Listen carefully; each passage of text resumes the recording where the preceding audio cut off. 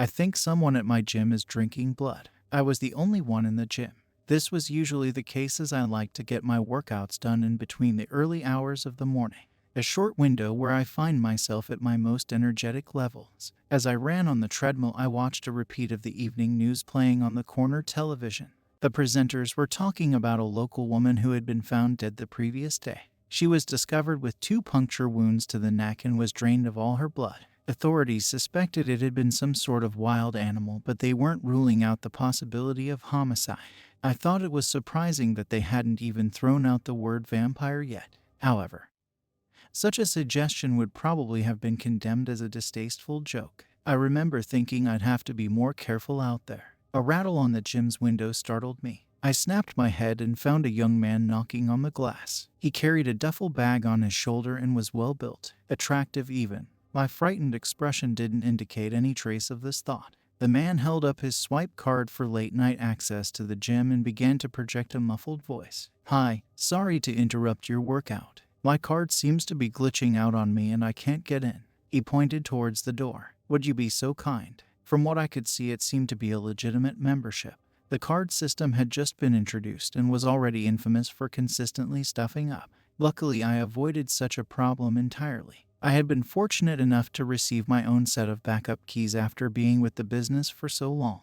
He flashed me a pleading look. I wasn't used to having company at this time. Perhaps it was this thought that made me realize how isolated I had made myself recently. A taste of socializing could be good for me. I gave him a small nod as I switched off the treadmill and sauntered towards the door. The man was very appreciative as he entered the reception and introduced himself as Sam.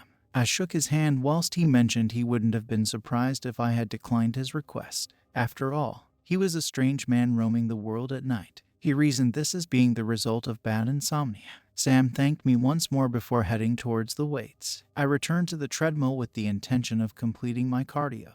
That was when I noticed something odd about him. Sam had produced a large water bottle from his bag, one of those giant cylinders that could easily hold 2 liters. Yet this bottle was not filled with water. Inside its plastic walls swirled a mysterious red liquid, a very dark shade. It looked like blood. Sam took a large sip. Possibilities raced through my mind. I technically had just invited this man inside, and now he appeared to be drinking a blood-like substance. Was he a vampire? I thought. It wasn't the only potential answer. He could just be a messed-up human who liked to drink blood. Logically, it was probably just some disgusting protein shake concoction, albeit I had to find out the truth. Sam had put on a pair of AirPods and was focused on using the bench press. The bottle now sat behind him on the floor. It was out of his field of view. I considered the huge risk it would be for me to venture to that side of the gym.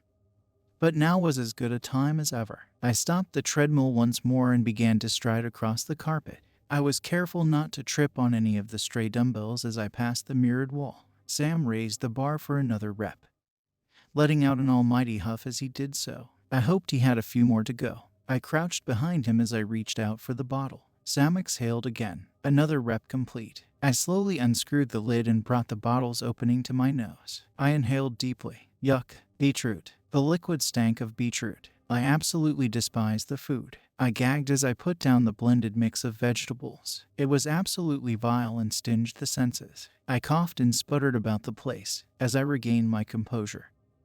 I noticed how quiet the gym was. A haunting realization dawned upon me. Sam had stopped huffing. I gingerly raised my eyes upwards and found him staring straight at me. He must have heard me dry retch. "What the hell are you doing?" he asked. I froze. I didn't know how to explain myself. Was a.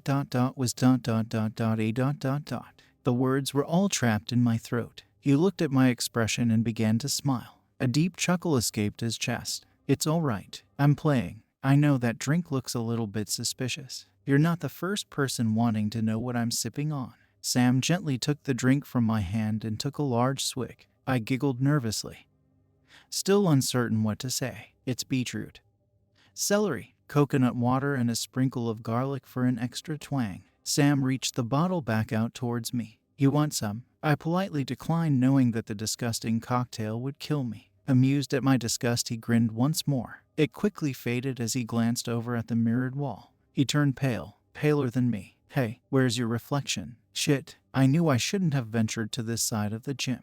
Typically, I try to avoid reflections, and therefore the weights section is a no-go. Even letting him shake my cold hand earlier was a risk. It's just that it gets so lonely. The potential of there being another vampire in town had made me too curious. Now the bat was truly out of the coffin. I could have easily transformed him, but you're not necessarily on the friendliest of terms after you drain someone of all their blood. Then you're just two enemies competing for food. Unfortunately, Sam had to be a post-gym snack. It was a real shame though.